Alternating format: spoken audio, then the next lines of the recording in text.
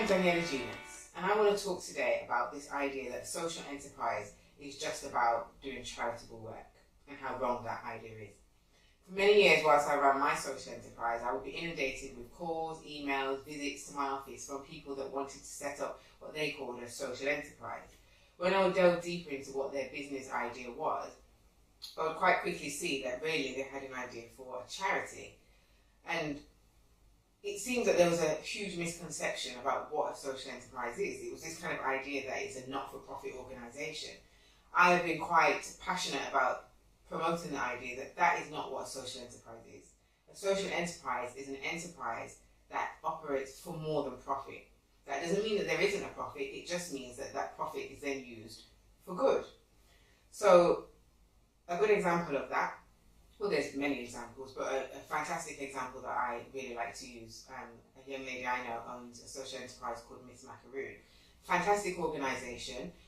Basically, she works with disadvantaged young people, sometimes ex-offenders, sometimes not, I think that's correct. I'm sure she'll say if it's not correct at a later date. But she provides them training in the art of baking. They then create high-end macaroons that they then sell to high-end clients, and quite recently I believe that they have been deciding to open a store, a high-end macaroon store in the centre of Birmingham. Fantastic idea. Does the business make a profit? Yes. Does it do social good? Yes, it provides training and work opportunities for young people that potentially otherwise wouldn't have those opportunities. That is a social enterprise. Another example, an organisation called Jericho, which I think is fantastic. They have multiple enterprises. One of them is printing. They do printing and design work. Another one is gardening.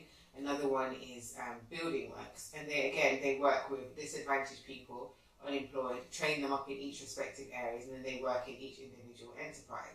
But, again, the business has to generate income. It's not just about providing opportunities, it's also about generating an income. If you have an idea for a social enterprise and you haven't worked out how that enterprise is going to generate an income, it's not an enterprise, it's a charity. And actually, even charities have to generate income. There's this kind of belief that to run a social enterprise, you just need to get funding. I wrote a blog a few years ago called The Funding Trap about that, and actually how wrong it is as a concept. Firstly, since the Conservative government came into power, funding is very few and far between. It's not like the days of Labour where there was funding for the arts, funding for heritage, funding for community, funding for youth. There's not that much funding around, and that's not to say that there isn't any, but it's much more competitive. There's more people going after less funds. Also, as somebody that was a recipient of a variety of funding, my organisation, Aspire For You, that I used to run, we got funding from Awards for All, from Heritage Lottery Fund, from the European Social Fund, from the Big Lottery Reaching Communities Fund, from Be Birmingham, and from grassroots grants from a variety of different organisations. And at the time when we were receiving these grants and funds, it was amazing. I personally felt like, wow, all of this money going into the bank account. That was until my first set of accounts came back, and at Company's House, this Company's House, it said that our turnover was like £600. Meanwhile, there'd been about maybe 30, 40 grand that had gone through the account, and I couldn't understand. I thought that the accountant had made a mistake. What I wasn't aware of is the fact that turnover is only considered if it's earned income. If you are funded alone, it's not earned income. It's actually just funding. And that was a real shock to me. It was from that point moving forward, it's probably the second year of officially trading as a CIC that I realised this. I then decided I needed to generate some income. The problem was I had set up the business model in such a way that it wasn't simple enough for me to just say, okay, now I want to earn commercial income. And that's why it's really important that before you even register your business, you work out how you're going to generate income, and funding is not the way. And within the blog I wrote about the funding track, one of the things I also mentioned is even if you are lucky enough to get funding, it's not good money. There's no such thing, I'm sure you've heard of the phrase, there's no such thing as free money, and it's true. Whilst it may seem that you're getting the money for free, the amount of administration that goes into to managing the funds, so that you have to send back monitoring and evaluation on a very regular basis, sometimes many years after you've even closed the fund or you've stopped receiving it, the fund managers can do spot checks. That happened to us. We had a project that we ran in 2008 to 9. about 2012, we got an email saying that on a specific day, the funders were going to be coming to the office to make sure that we still had the equipment that we purchased with their funding money.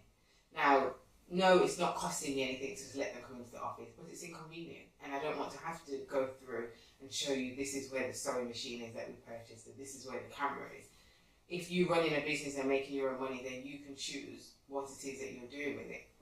We weren't able to choose. And something that used to annoy me is when you're first running projects, if you've never run projects before, you don't necessarily know how much specific things are going to cost. So you can do all of the research, but a prime example, and I always use this example, ink.